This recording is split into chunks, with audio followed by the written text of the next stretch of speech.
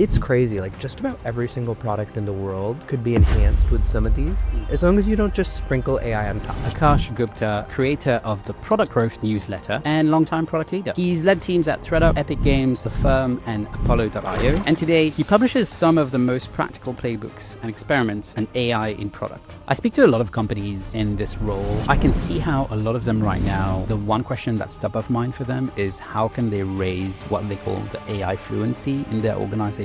So imagine you're a product leader today in a mid-market to enterprise. How would you go about it? This is like $1 million question. People are actually printing money, building agencies, helping companies. The most boring but profitable niche business right now is helping companies with their AI fluencies. If you had a piece of advice for any product manager listening to us today, what would it be? Spend at least an hour a week trying out a new AI tool. I'd love that. I want to caution people that we could easily enter the golden age of the feature factory if we just start prototyping before we fully investigate. The cost of delivery becoming like zero. And so actually discovery is very, very important. If you are a product manager today, what advice would you give to get into building with AI? There's kind of 6 or 7 steps along the way. First thing is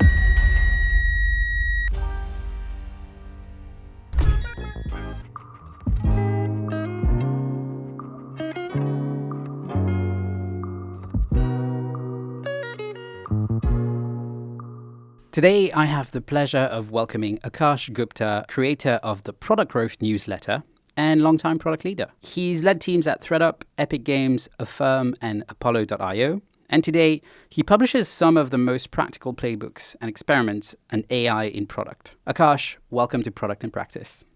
excited to be here. Thanks for having me. My pleasure. How are you doing? The energy in San Francisco is something else. It's really cool to be out here. You guys have an epic view out there. It reminds me of my time in the Bay Area. It's something else. And you can see that because all of AI is happening here. It's true. It's pretty mind-blowing. The way I look at this is every single time I come here, I take this, obviously, the taxi from the airport into the office. And there are these giant billboards everywhere, and all they talk about is AI, which is like not a thing in Europe. Oh, yeah. Yeah. And they have like software billboards and billboards for Correct. developers. Yeah, the 101 is a really good sense of who has overraised too much VC funding and is just spending it on marketing billboards. Yeah, I can see that. You're based in LA now, right? Yeah. And like how are you finding it? It's like a sunnier, warmer, more walkable version of San Francisco, minus the AI, you know? There's Right. some good tech companies there, but it's like Riot Games, that's a gaming company, or Netflix, that's, it's a streaming giant. Yeah. So it's a sort of different tech scene out there. And in terms of product, I would say it's not nearly as developed as San Francisco. Even if you look at like Netflix's chief product officer, where is she? She's in San Francisco. And so the product scene is developing, but I love it down there in terms of quality of life. Love it. I was so excited to have you on the show. I've been following your content for ages now, and we've been working together on some of our content this year, so I'm super excited about. Before we dive into today's episode, why don't you tell us a little bit about you? So you've been writing this newsletter, doing a lot of content, practical content for PMs to elevate their craft. What have you been up to? For me, it all started with just a writing habit online. And that was when I was a director of product growth. So I was already leading teams in product and growth areas. That was a busy enough job. But I found that writing was a really good way to clarify my thinking. And eventually, when I finally took the leap after becoming a VP of product and now creator, my tentpole has always been my newsletter. And so that's where I spend at least 50-75% of my time. Ideally 75, realistically 50. Yeah. And so that's all about just providing actionable content for PMs. I just call it builders now because PM is merging with design and engineering so much. And so designers, engineers, anybody building, especially AI products, writing about that. And that's been my main focus. The second thing that sometimes creeps up into the percentage of time is the podcast.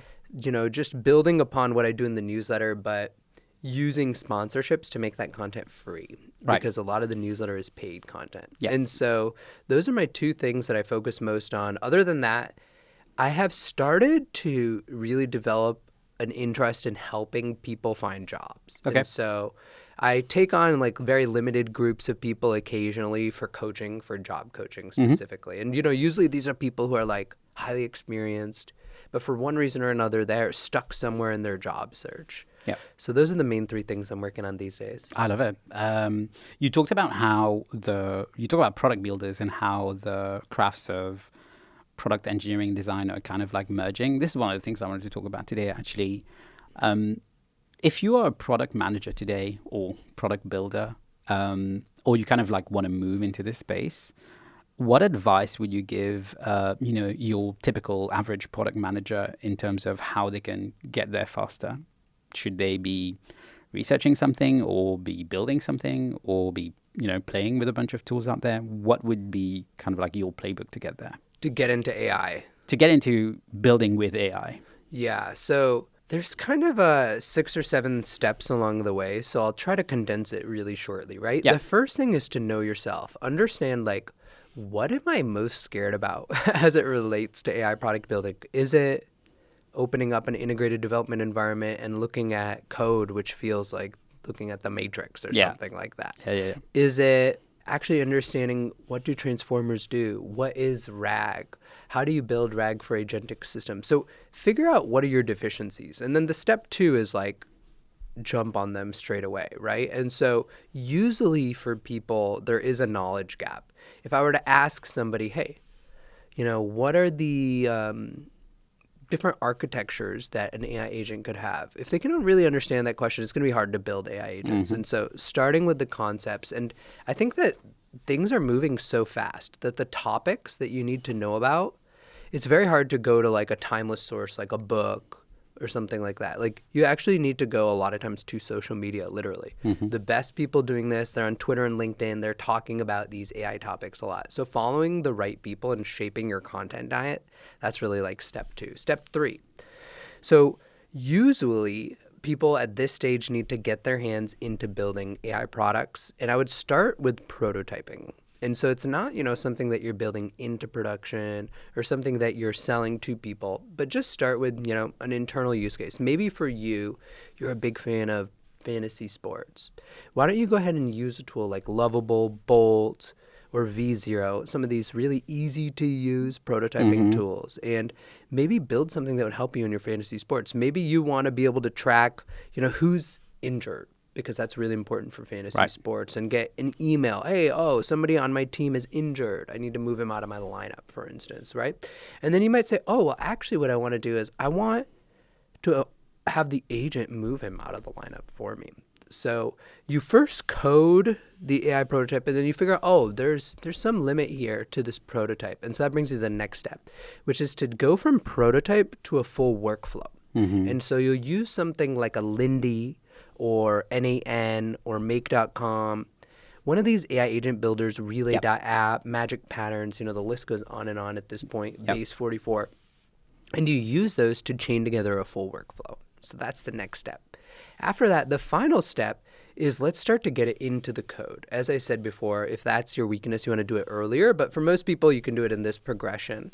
And so final step, you get into like a Cursor or a Windsurf, one of these coding IDEs, and you start to use those to, instead of using an N8N or a Lindy workflow no-code builder, build your AI agent in code.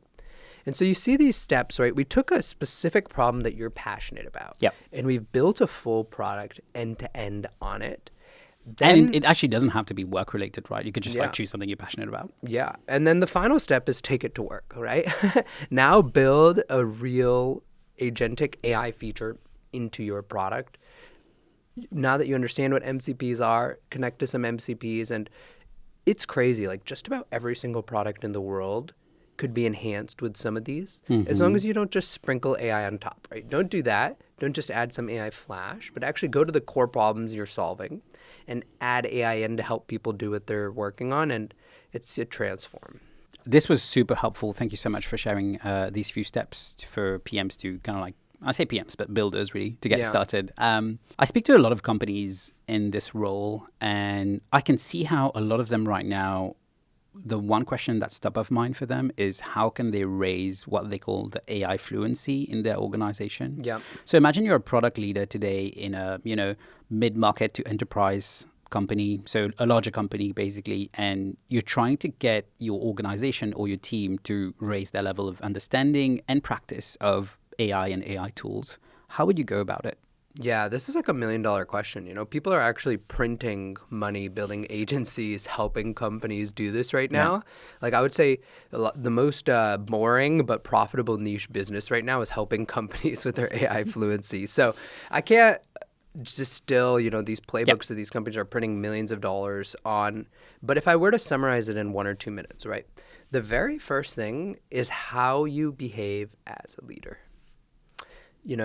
Are you openly actually trying the newest tools yourselves? A lot of leaders aren't, right? And so all those tools I just mentioned, had you used all of them? Because if you hadn't, you need to go use all of them. Mm-hmm. And then you need to implement them into your work. And then you need to go show your team how you've done it, right? And so I would say 2 or 3 that any person can do. Number 1 is an AI that drafts emails for you. And build out a really nice workflow. So what you do is you have the AI categorize. What type of email is this? Is this a email from somebody in my org who needs coaching? Is this an email from somebody outside my org who needs routing to the right person in my org? Is this something that maybe the AI needs to go ask me for input as a human before it takes it on? So it categorizes it, right? That's the first step in LLM categorize. Then each one of those categories, you have a system prompt that really helps the LLM respond to that category correctly. And then as you see these drafts populate in your email and you say, that draft isn't good, you go tweak the categorization and the system prompts. And eventually, you can actually build an AI agent that's drafting 70-80% of your emails and cutting your email down 70-80%. You'd build that workflow, you show it to your team. You do the same thing, you build that same workflow for Slack. You show that to your team. And then you build a competitor analysis. No matter who you are, even if you are the most user-centric company out there, JPD is a very user-centric company. You guys don't really pay that much attention to the competition, especially because you have a unique model being inside Jira. Yeah. But it still matters what Product Board and Pendo and other people are doing. And so you still want to get notifications so you can build a system that's giving you the right insights. Maybe you only care about getting it once a month. Great. Yep. Here's the latest launches from my competitive set. These are the features. These are what the users they're building for. Maybe even have the AI think about, what do you think their strategy was writing this? And having it summarize it back to you. Like, this was the Pendo product strategy in June 2024. That's super interesting. Or this is how Product Board and Pendo are encroaching on our territory. Whatever it is. And these are at least 3 AI agents you can easily build and you can go show your team. And the second component of this, of course, is then make sure your team has the right enterprise licenses. A lot of companies, they're not putting out the money for a no-code agent builder. They're not putting out enough money to cover the API costs of these AI agents. You need to come up with a example, expectation, and funding for the project. And then the final thing is, as your team is building out all these AI agents in the company, you actually need governance. So you need to be making sure that they're not A, spending too much, and B, doing anything like giving access to systems that they shouldn't have. And so you actually need to build a team usually, like a competency within your security organization specifically around AI. As a company, how do you communicate to your employees and say, hey, if you're using this type of tool, here is how we recommend you go about it? And I think one of the things we're quite lucky here at Atlassian is our leadership team is super forward in actually giving us access to a lot of these tools, because we want the AI fluency level to be really high as a company, right? And it's like a big part of what will be the future of collaboration in a lot of companies. So as an example, we did this big pilot of ChatGPT Enterprise. It's had a lot of traction. Our engineering team uses tools like Cursor. I think there's this real will, if I may, to actually think about what does the future of collaboration look like internally, and then how do we transpose that to our customer base, right? Yeah. And one of the things, it's interesting you mentioned market research and competitive research. One other thing I did last week actually was build a really simple workflow in NA10 where I basically start with a scheduler and I say, do this once a week. And once a week, it will go and ask Perplexity what has happened in the product world in the past 7 days, basically. And then take that, put it in Claude, summarize it, like basically put it in a nicer format, and then prettify it using Slack markup and then send me a message in Slack, because I realized if you send something directly from the output of an LLM directly into Slack, it's just like a blob of text, because it was output as a JSON, right? So it kind of like taught me about Slack Markdown. I didn't know you had to write in a specific format for it to look nice when it's sending you a message in Slack. And I like the fact that you've changed something that's probably was going to take a few hours every week of like browsing and looking at information across multiple tabs. And it's usually a pull, so you have to go and actually do it, versus now it's a push. I don't even need to think about it, and it sends it to a place where I usually work. So it's a small thing, but you can already see how like powerful this type of stuff could be. Yeah, 100%. That's exactly what people need to be doing. They need to be hopping into an N8N, one of these no-code flow builders, because they're really approachable. It probably didn't take you too long to learn the tool. No, I'd say like 30 minutes. Yeah. Yeah. So carve out an hour if you're a little bit more shy of the tech, and that's all you need. Yeah, I love that. One of the things you mentioned earlier, you talked about how you are really invested in helping PMs elevate their craft and also like help them find the next job. And one of the questions I hear a lot from the product community is, I'd say like mid-level to senior PMs who are thinking about, okay, I want to elevate my skill set. I want to elevate how I do product in this AI era.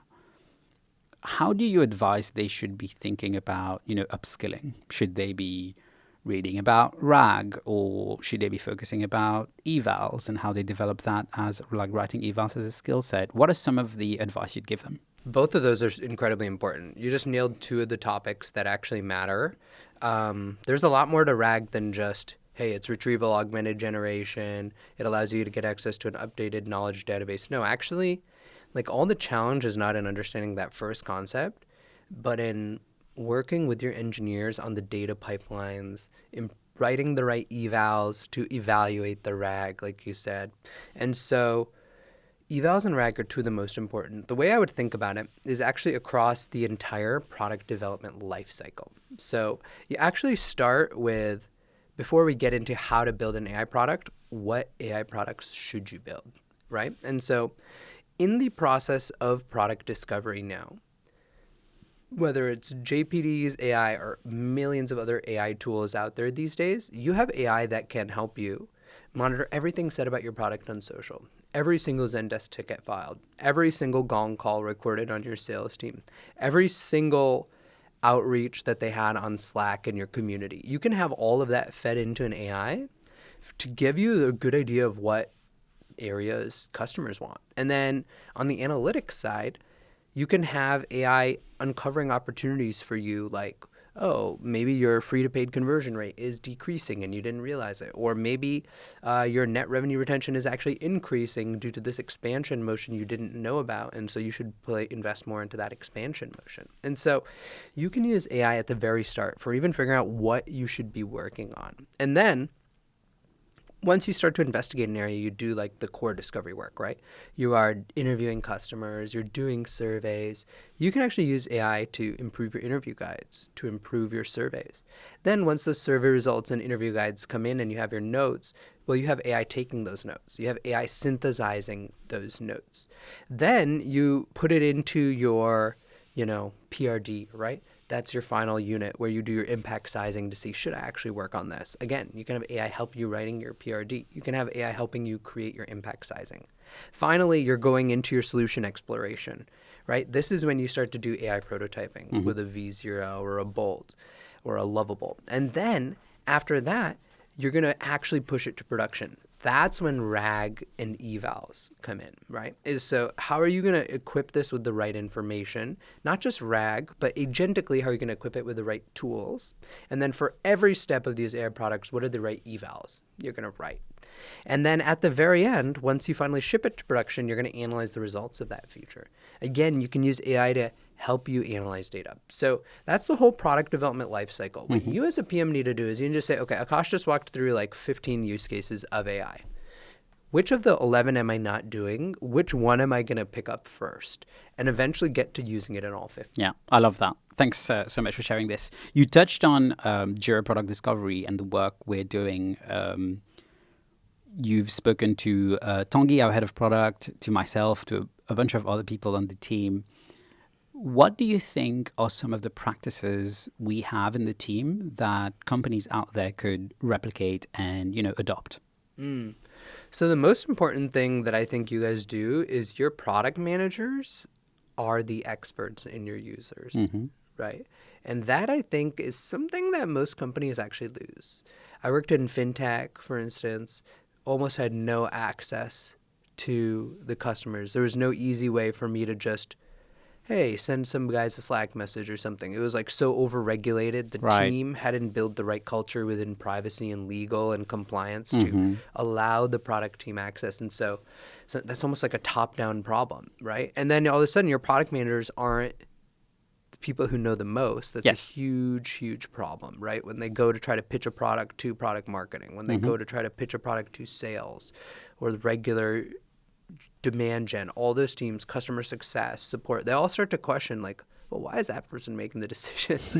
I'm talking to customers all day and I know more, right? And so I think that's one of the most important things. And you guys have a lot of rituals and tactics that you guys use to make the PM so knowledgeable. So I think one of the things you guys do is you have a PM rotation where like every week, like one PM is kind of responsible for all these different channels where customers are communicating to you.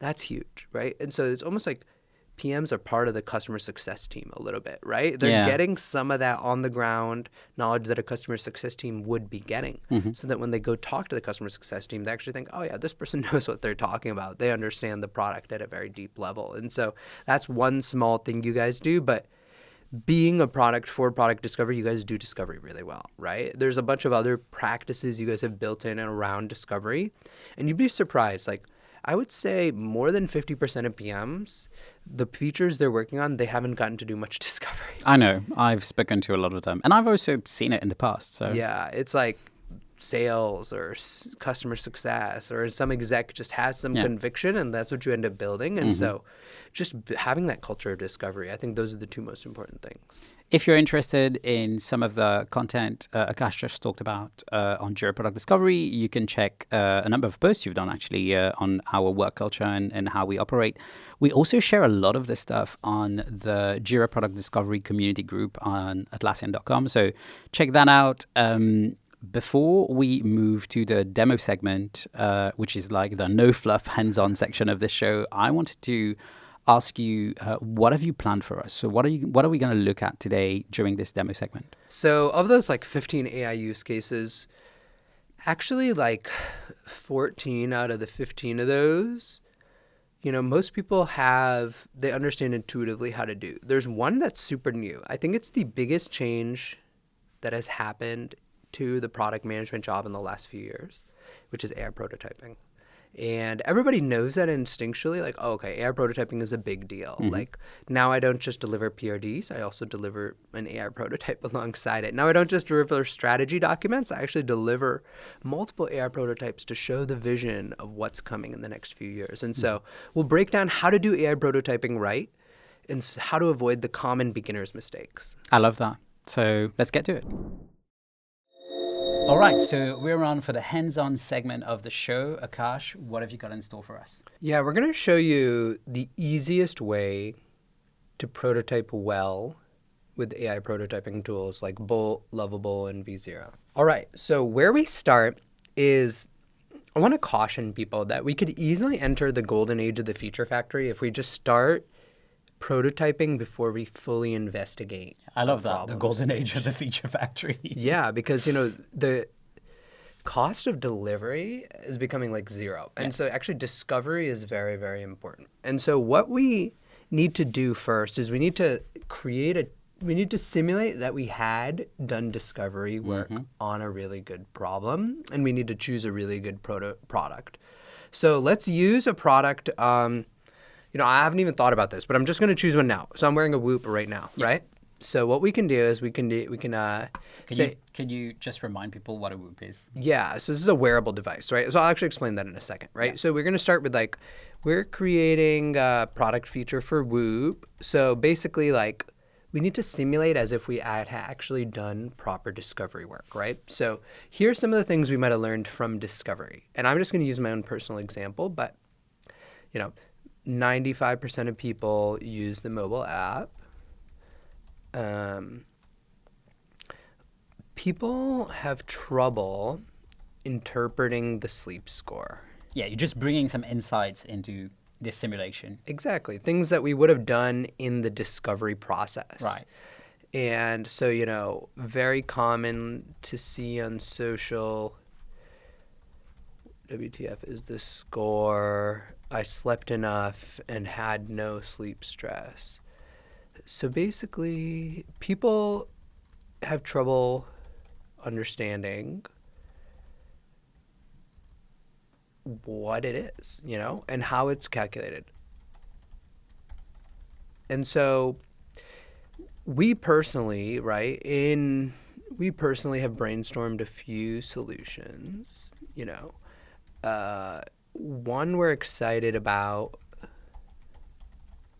is making the sleep score an equation. So people see the inputs like sleep stress, time slept, time with REM plus deep sleep, and then they see the score. And just as a reminder, we are in Claude right now. This is a project? Yeah, so let's talk about that for a second. So what am I doing here? So what I've done is I've created a Claude project. You are a master prompt writer for AI prototyping tools, and I've given it these project instructions. Write great prompts that help Lovable, Bolt, V0 understand what the user is doing. And then I've given it a guide. So this is my own personal guide on how to use AI prototyping tools. You can equip it with whatever context you want. Mm-hmm. If you need some context, you can use my guide, right? And so that's going to allow it to create a much better prompt for these tools. You can see all we're doing is we're just putting in what we've learned, right? So we've learned, at least 10% of churned users, and we define that as people who haven't renewed after a year are leaving because of this frustration. So, so we want to prototype a new homepage that helps people see they can click in. And when they click in on sleep score, they get a better result. And so this is going to create a prompt for us. I'll attach a picture of those pages currently for the tool. You write a great prompt about this, so it really will be a great user testing tool. Think deeply. Try your best. So we have a nice prompt here. So what have I done here, right? I've given it all the discovery insights. Mm-hmm. I've given it one solution that you want to do, and then I've given it some of the metrics, what it's going to attach, and then I've given it some prompt bait. And we're going to you can use Claude Sonnet 4 because it's pretty fast, Opus 4.1 if you're having any troubles with it, but I like Claude Sonnet 4. And so it's going to start to draft this artifact, and we're going to review this before we just plug it in. So we're redesigning sleep score to address confusion. It's got the metrics. It's got the design direction. From an opaque number into a transparent equation. 2 connected screens. Enhanced homepage. Boom. Boom. Boom. I think this is pretty good. And so you can see that we've got a pretty good prompt. I feel good about it. I don't think it needs much more updating, and I think that's because we had set it up with the right context and everything like that. So we're going to hit copy there. Mm-hmm. And then here's one of the tricks, right? Is you don't want to just use one of the prototyping tools. That's why we call it like a parallel prototyping workflow. Right, because you're almost comparing what the output is going to be like across these 3 different tools. And what I'm just realizing is actually those two, I didn't give it the pictures. And so I'm just going to go ahead and stop it. I don't even want it to run too much. Mm-hmm. And I'm going to just start a new chat. So we need to actually paste in those screens. So that's another key thing when you're working with these tools is if you actually give it some more visual context, it works much, much better. And so let's find those screens for it. So we want to find the Whoop mobile app home screen. Let's see if we can find it. Here we go. We found it. And then we want to have the Whoop mobile app sleep screen. And so we'll check that. Boom. So we found that now as well. So now they're actually equipped with the right context to deliver it in the right look and feel that you want it. So now that we have the proper context, we're going to go ahead and set all these off. And one of the other things about a parallel workflow is it helps you see which one is going to be faster, which one you want to iterate on. So it's very useful. I don't know what's happening here. Yeah, I don't know what's happening with V0. So while this is running, actually, one thing I wanted to point out is you kind of wrote this prompt in Claude and provided it with context and everything. And I think sometimes people don't necessarily know how to write a prompt. Yeah. And one of the superpowers I have found is using the prompt generator in the Anthropic console, which I think is like I don't know why it's like a hidden thing, but it just makes life way easier. So you could just like literally write plain English in there and it will write this super enhanced prompt for you for whatever it is you're trying to do. Yeah. The prompt generator from Anthropic is a great call out. So we're just going to try to restart V0 here while we're working. Live demo. We also had You had two screens, right? In the home screen, yeah. Let's try it now. There we go. There you go. Just some sort of error. So you can actually, it's fun to watch these things too. Because you want to, as you're building, you want to build more fluency around these. So, if you don't know what Tailwind is, this is a great time to be like, what's Tailwind? If you don't know what a CSS is in the first file, you could have learned about that. So it's, okay, this is a utility CSS framework. It's styling. So, okay, Lovable is going to style with the Tailwind framework. And then you can learn more about, okay, what is it creating? Okay, it's creating these different components, circular progress, sleep car, metric bar, sleep breakdown. So later when you're trying to analyze and iterate, you actually understand what's going on here. And if you want to edit anything, you know which component to go to if you wanted to touch the code or things like that as well. Yep. Look at this. Boom. Wow. Bolt's already done, right? And so you can actually see, okay, well, this doesn't look clickable. Okay, that's how they made it clickable. All right, and then boom, here's exactly how he calculated your sleep score, 70. So, that's a pretty good solution. Now, it doesn't look a lot like Whoop. So we could go ahead and just give it some feedback like, match the images much better. Needs to look like our app for user testing. And then we also had another thing here where like that sleep at the top wasn't clickable. So make the sleep selector at the top another way to get to this page. We lost the charts, which added value. So we need a way for people to see those easily without clicking, right? So you're giving it some really good feedback as well. You're not just accepting the first version. This one at least looks a little bit more like Whoop. Right. It's not much better, but it's a little bit better. All right, and how did it do? Okay, so it showed it like this. So you can almost say like, which one do I like better? And in this case, again, I think it needs a lot of the same feedback actually. It's like, first of all, the homepage isn't complete. I was a bit lazy there. Yeah. Isn't completely matching. 2, we need a more compelling sleep page with charts in a more beautiful equation, right?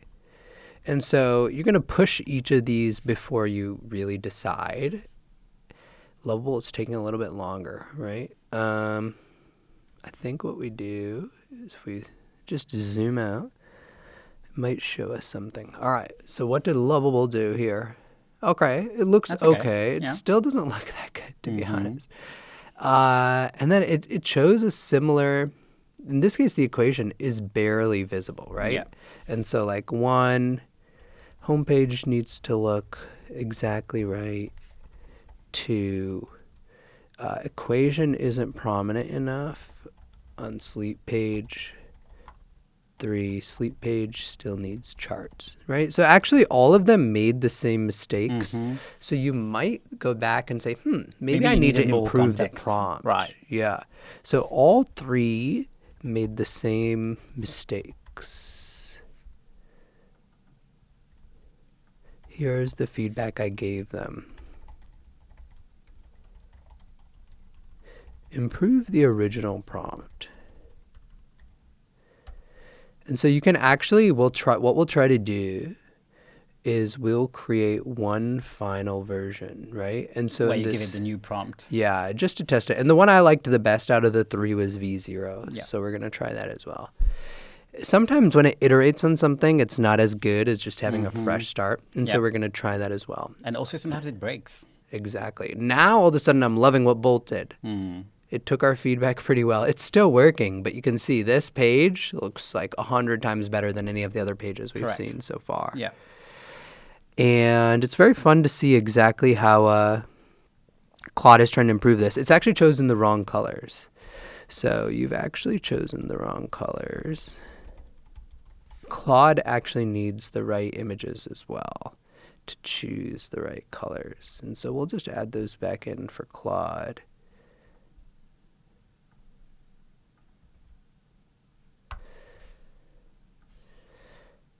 We're loving this though.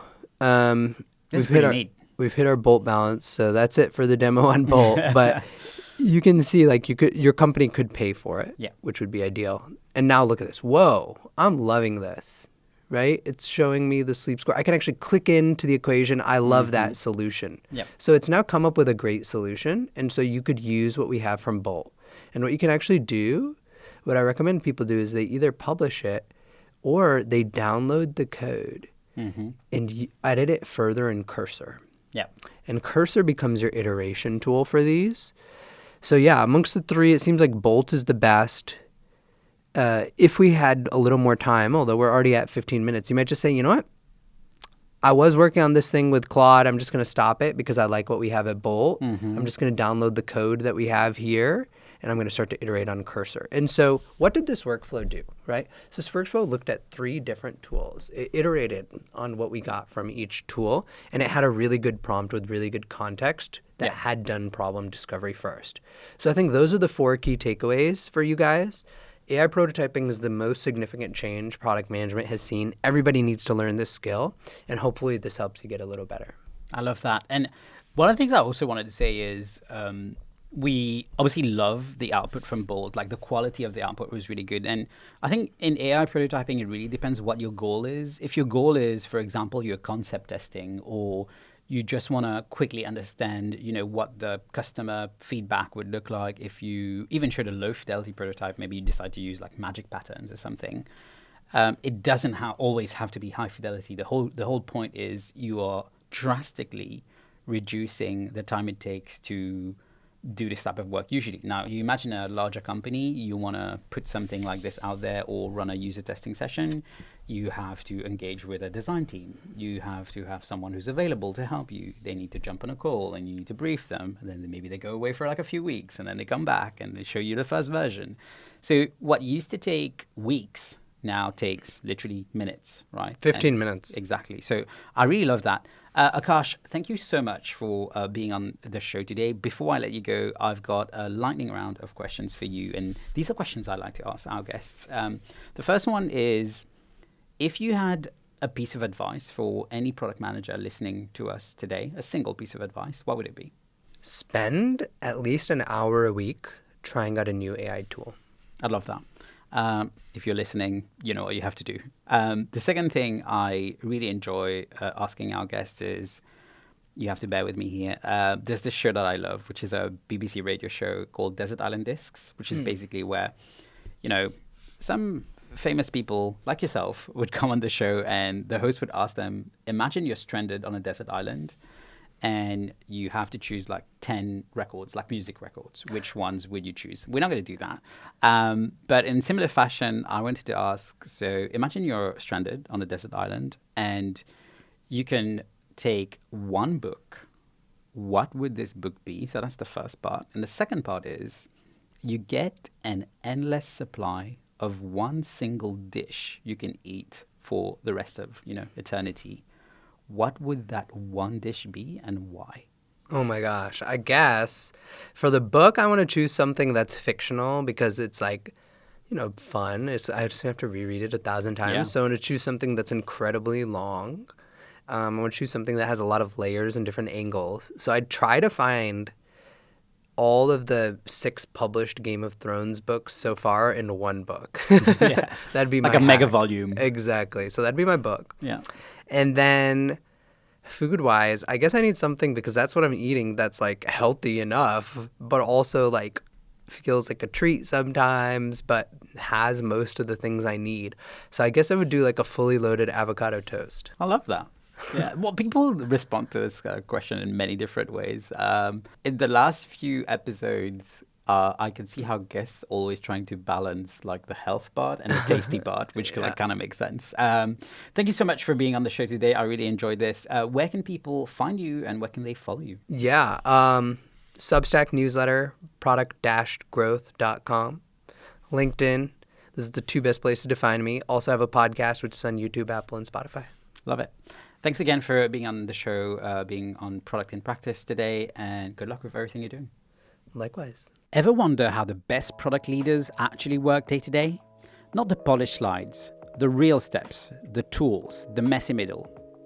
That's what we dig into on Product in Practice.